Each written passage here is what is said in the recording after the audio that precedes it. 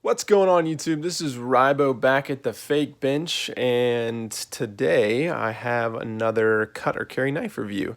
So this time I am looking at the Victorinox Alox Farmer, and this is the DLT exclusive green color, because if you know anything about me, I have a problem with green knives, and that problem is that I must own them all. So I really like the Alox series. I do have one review out that I will likely pull down. You know, in general, I really don't know what I'm talking about, but in that review, I particularly didn't know what I was talking about. And so I'll probably re-review the Pioneer. It's a very popular review because I think the Alox Swiss Army knives are pretty popular. Yeah, I know more than I did then. Still not a lot compared to a lot of people. So maybe re-review that one. But I have the Farmer now, and so I thought I would kind of give my thoughts. And this is not going to be a terribly long review because, like I said, I'm not a Swiss Army knife guy in general, although I do carry the little brother, the Cadet, just about every day. This has been in my pocket every day for quite a while. It's usually this and a Sabenza, either a small or a large, and that's pretty much my go-to everyday carry now. But I am going to share my thoughts because I am kind of getting into Swiss Army knives, at least a lot more than I used to. And so a while back, I picked up the Farmer and I picked up the Hitch and Timber Farmer slip for it. And so I'm going to give kind of my thoughts on this knife. Now, just to go over some kind of basics on the Alox series, I think I said before that this was aluminum that's somehow painted or whatever. That was very clearly not correct. This is aluminum that's somehow anodized into these different colors.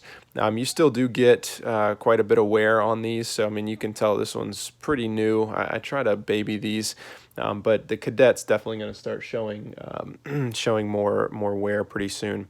But man, what a nice color. It's hard to really capture this in the video. It's just a really nice dark kind of forest green. Just looks really sharp on this knife. In terms of price, I want to say, and again, I don't talk about price a ton because it fluctuates so much, but I want to say it's like 45 bucks, something like that. It all depends on which version you get and if it's, you know, a limited run or something like that. But I think you can get a Farmer for $45 or under. And really what the defining characteristic of the Farmer is this nice serrated blade. So kind of the sawtooth blade. I had a Swiss Army knife growing up that had the sawtooth blade on it. So for whatever reason, this really, no, for whatever reason, that's the reason. This really reminds me of childhood, which I thought was pretty cool. Apart from the saw blade, you have just your typical screwdriver and bottle cap openers and all of that. I guess your wire stripper. You have, of course, your classic Swiss Army knife blade, and on this one, similar to the Pioneer, I believe, you have the reamer here. Which is actually insanely practical and kind of a oft overlooked tool there.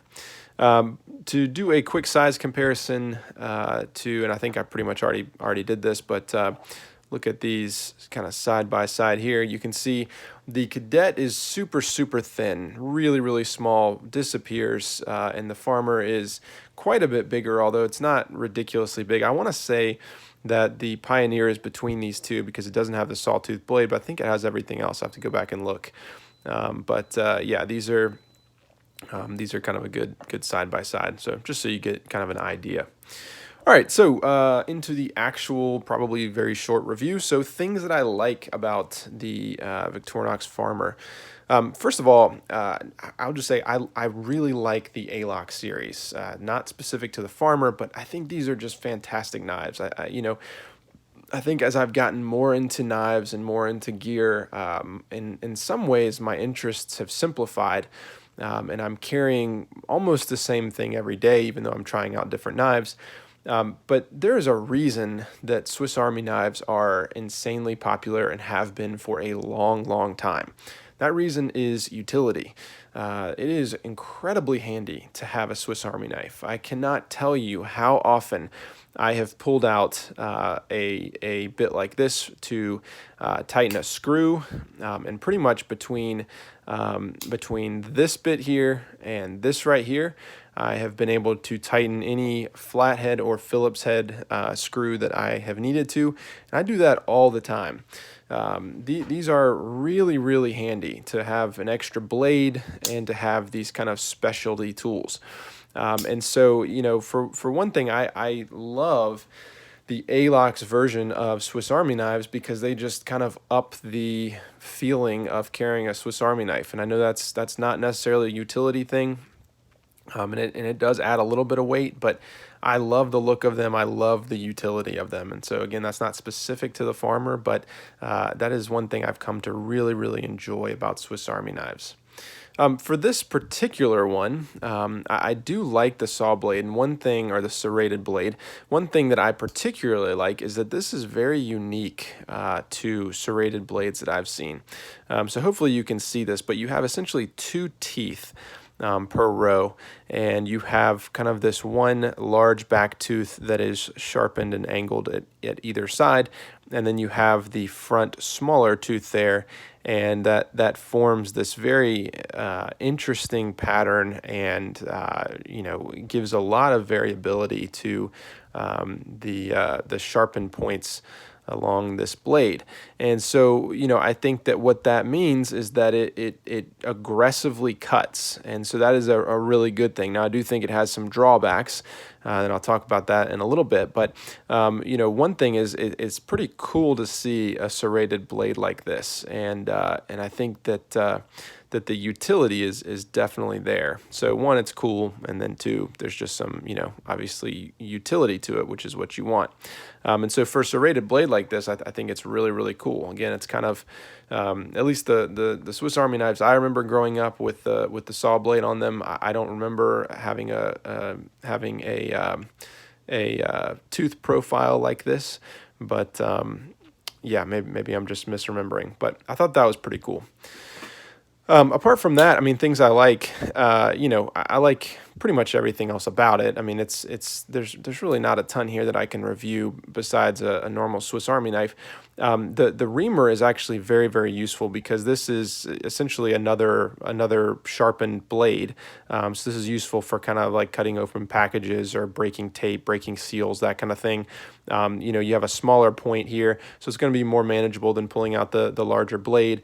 It's going to be great for reaming holes if you ever need to do that. Kind of like one of the woodworking tools that I really enjoy is the awl, in order to kind of make points and reference points in wood and that kind of thing. You know, you're hanging a picture and you need to make a mark on the wall where you're going to put the nail, something like that. I mean, this has a lot of utility, and I think it's probably overlooked. And honestly, I probably overlook it a lot. But that's a very small added tool here that doesn't add a ton of weight or thickness to it, but I think is very, very practical. And I really like the way, I think I mentioned this in the Pioneer, but I like the way that they do the lip on the reamer here too, where you can really get a nail under there at any point and lift up. I think that's a really nice feature. Besides that, I like the overall utility of Swiss Army knives, and this is no different. I mean, this has pretty much all the basic tools that I'm expecting, and I'm a big fan of those. Things that I don't like, so there's really, I think, only one or two things. One thing that I have noticed on the Farmer is that because of this, because of the tooth profile and the serrations on this blade, I feel resistance. When I pull this blade up, I feel these teeth hitting the edge of these blades right here. I don't know if I'll be able to show that, if you can hear this. Hopefully you can hear that. But that is actually the edge of the tooth, or the edge of the teeth, rubbing up against the blade here as I'm pulling it out. I think it's rubbing up against this blade here. And you can see those are pretty much making contact right now. Not a huge deal, but I don't love it. It's one of those things that just kind of gets on your nerves, even if it's not necessarily a practical issue. I can just imagine that just rubbing away at the blade here. And honestly, if it's doing that right out of the box, what's it going to do in 5 years? The other thing that I kind of expect is that if I were to take this to an oil stone, that it could just be that there's a burr on these teeth on either side, and that could take care of the problem, but I just don't love that. The other thing that I'm not crazy about is, while I really enjoy kind of the tooth profile for the serrated blade, I have no idea how I would sharpen this. And this is coming from somebody, so I'm into woodworking. I love hand tools. I'm big into kind of the classical way to do woodworking without power tools. And so I love the ability to reprofile and sharpen my own saws, and I've done that before. I'm not great at it. I would like to learn more, but I have definitely taken a oh my goodness, I can't think of the word before, but I have sharpened and reprofiled saw teeth before, and that is steady dedication, and you just go down tooth by tooth one angle, and then you flip it and go down the other angle, and that gives you a sharpened saw. But on something like this, it is going to be incredibly difficult to get in there, and I don't even know how you would do it, because you have this front small tooth. And so when you try to sharpen this back tooth, and hopefully you can understand what I'm saying, you're going to be hitting that front tooth, and it's going to really negate, it's either going to wear it down, or so I don't know how one would maintain this, and especially given the fact that this is a relatively soft steel. You would think over time that serrated blade is going to really wear down very quickly. And so maybe there's a way that I'm just not familiar with to sharpen this, but I don't see the maintainability over the years. And for me, especially as I simplify and I'm kind of carrying the same thing, I want something that I'm going to be able to maintain. And so that's one thing that kind of turns me off from this knife a little bit. So, cut or carry for me. This particular one is going to be a cut, although I'm not in a huge rush to get rid of it. It may hang out just because I have kind of the matching Cadet, and maybe I'll try to pull in a couple more. But for me, the Cadet does really everything I need, and it does it much lighter and a lot thinner. This is just too thick for me to carry, and I'll say that and say, if I saw the utility, I would definitely carry it, but I don't use the serrated blade enough to justify it, and I can pretty much get by every day with this. And so I've just found myself really not carrying this, and especially when you put it in a slip like the Hitch and Timber, which I think is a very, very nice slip, and I like it. I'm not going to carry this. I mean, this is just too bulky to carry with, all my other gear. And I don't find myself gravitating towards it. So while I like the knife, I think that it's really well executed, and it's probably perfect for some people.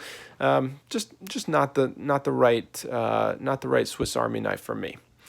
Hope you've enjoyed this review, and I will see you next time.